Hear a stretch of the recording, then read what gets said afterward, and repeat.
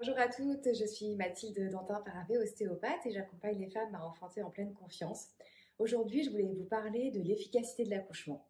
Et oui, efficacité de l'accouchement, ça qu'on pourrait penser que c'est un terme qui ne va pas du tout avec parce que euh, l'accouchement, même si on s'est préparé, même si on a mis des choses en place pour que ça se passe le mieux possible, on ne saura jamais comment ça va se passer, on ne saura jamais quelle va être l'issue, on ne saura jamais, on ne pourra pas prévoir ni le temps ni l'évolution.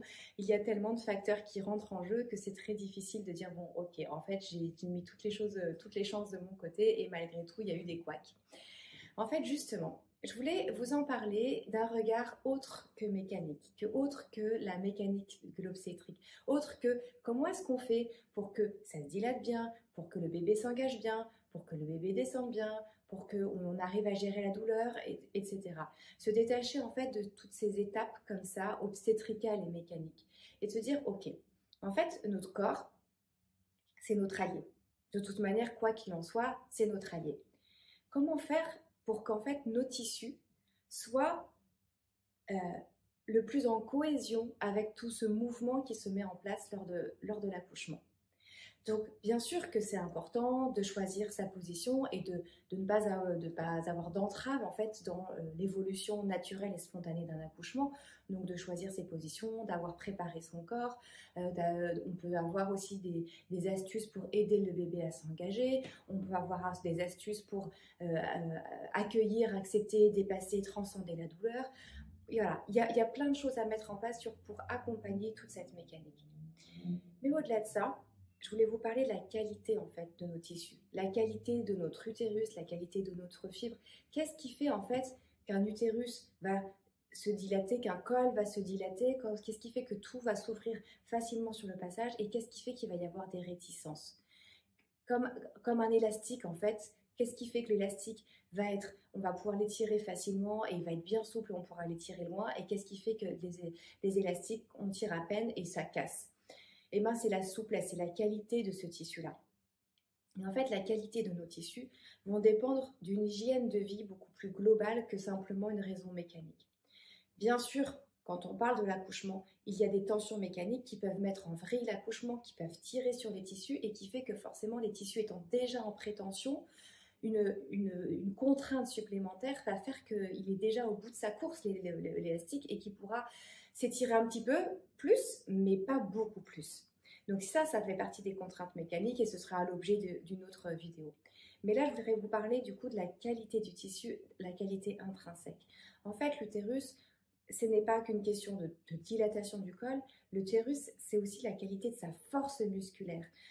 Ce qui fait que le col va se dilater, c'est la force de tous les muscles du myomètre, là, de tous les muscles de l'utérus qui vont réussir à pousser suffisamment fort, de manière suffisamment homogène pour que le col s'ouvre. C'est pas juste le col qui s'ouvre comme ça, c'est la force des muscles qui font descendre l'utérus qui font que ça s'ouvre. Et en fait, la force, cette force musculaire, eh ben, elle va dépendre de comment est-ce qu'on nourrit nos tissus. Donc, ça va dépendre de l'alimentation, de qu'est-ce qu'on nourrit, qu'est-ce qu'on donne dans notre alimentation. Est-ce qu'on donne des aliments vivants, sains? Comment est-ce qu'on nourrit nos tissus? Et il ne s'agit pas de tomber dans quelque chose d'orthorexique et de rigide, parce que le corps n'aime pas la rigidité, mais de trouver un équilibre, par exemple 80% d'alimentation saine, équilibrée, variée, de saison, locale, le moins transformée possible, et puis 20% de choses où on est un peu plus souple aussi, ou un peu moins regardant. Mais de respecter cet équilibre-là, parce que le corps aussi a besoin d'un équilibre de plaisir.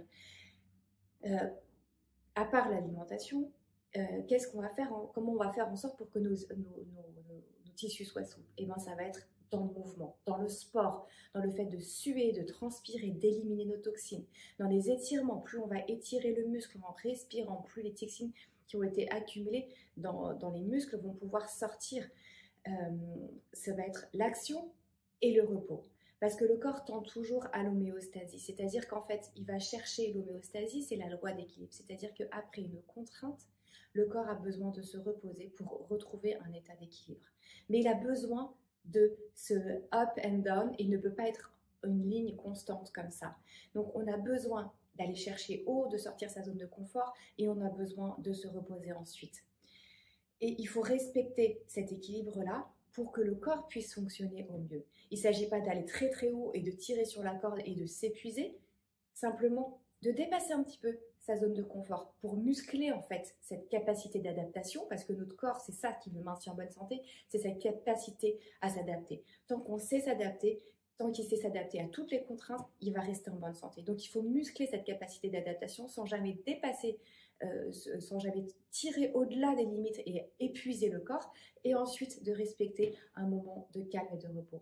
L'action, c'est pas forcément un sport très intensif, mais il faut avoir un moment. L'action, ça peut être parce que, par exemple, animer une conférence, animer un cours, avoir une réunion ou un travail qu'on a fourni intellectuel, où on sent qu'on a été très concentré, on a vraiment donné dessus. On a mis le corps en action. Et sauf qu'en fait, en mettant toute cette énergie en action, on a remis en circulation des toxines. Et maintenant, les toxines qui sont en circulation, parce qu'on a eu besoin de cette énergie et du coup, ça a libéré les toxines des muscles, eh bien, il faut pouvoir les éliminer. Et donc, il faut pouvoir aller suer. Il faut pouvoir aller faire du sport ensuite pour éliminer toutes ces toxines qui se sont remises en circulation. Il faut pouvoir boire suffisamment pour aider aussi à l'élimination. Il faut pouvoir mettre le corps au repos par une détox, par un jeûne, par un monodiète. Voilà. Donc en fait, je voulais vraiment sensibiliser sur ça, sur le fait comment est-ce qu'on peut travailler la qualité tissulaire pour que, au-delà de la mécanique, eh ben, cet élastique, cette force, nos muscles soient forts, soient souples, soient élastiques et notre corps puisse s'adapter. Comment travailler cette capacité d'adaptation? Donc chercher aller haut dans notre capacité, tirer notre capacité d'adaptation, chercher à être au-delà à chaque fois de notre limite, de notre zone de confort, sans s'épuiser, et puis respecter un temps de repos. Le temps de repos, c'est le sommeil, c'est la méditation, c'est des visualisations créatives, ça peut être marcher en forêt. Chacun après peut avoir peindre, dessiner, chacun peut avoir ses propres moyens de ressourcement, mais il faut pouvoir respecter en tout cas ces temps-là. Et puis, le corps aussi, cette capacité d'adaptation, elle peut se muscler de différentes manières. C'est toujours, encore une fois, ce n'est pas qu'une question d'activité physique et de se dire, bah là, je vais me mettre un défi un peu plus, je vais courir plus, je vais faire un peu plus de sport, un peu plus. La capacité, en fait, d'adaptation, elle peut se muscler de plein de manières. Ça peut être, voilà, sur l'alimentation, de se dire, ok, bah là, donc de pouvoir faire un jeûne, un diète, une monodiète, une détox qui peut-être accompagné et encadré pour avoir aussi du soutien, mais ça peut être aussi sur des choses qu'on n'ose pas faire, des choses de parler à des personnes qu'on n'ose pas dire, à qui on n'ose pas parler, de pouvoir lire ou s'ouvrir à des livres, des lectures, des podcasts, des choses auxquelles on n'est pas forcément habitué, et puis de découvrir autre chose. C'est tout ce qui en fait va sortir un peu de nos petites routines, de nos petites habitudes, et qui fait qu'on va ouvrir quelque chose, on va s'habituer, on va découvrir autre chose, on va s'ouvrir, et en regardant avec toujours un regard neuf, sans jugement, en accueillant juste ce qui est. Voilà, et en fait, toutes ces petites choses-là vont permettre au corps de pouvoir s'adapter. Et cette adaptation-là, elle va pouvoir garder cette souplesse dans les tissus dont on a tant besoin au moment d'accouchement. Donc, continuez à faire du sport, à bouger, à éliminer, à nourrir sainement vos cellules par l'alimentation et par des pensées positives, des pensées joyeuses, des pensées où on va plutôt mettre notre attention. Il ne s'agit pas non plus de nier en fait quand ça ne va pas bien, et c'est pas du tout ce que mon propos, mais c'est de mettre notre focus aussi sur ok, qu'est-ce qu'il y a dans ma vie qui est bien aujourd'hui, plutôt que ressasser toujours des pensées négatives dans là ça va pas, là ça va pas, là ça va pas, et là ça, et puis il y a l'autre qui m'énerve, et puis voilà. Donc de mettre le focus sur quoi, qu'est-ce qu'on choisit de nourrir.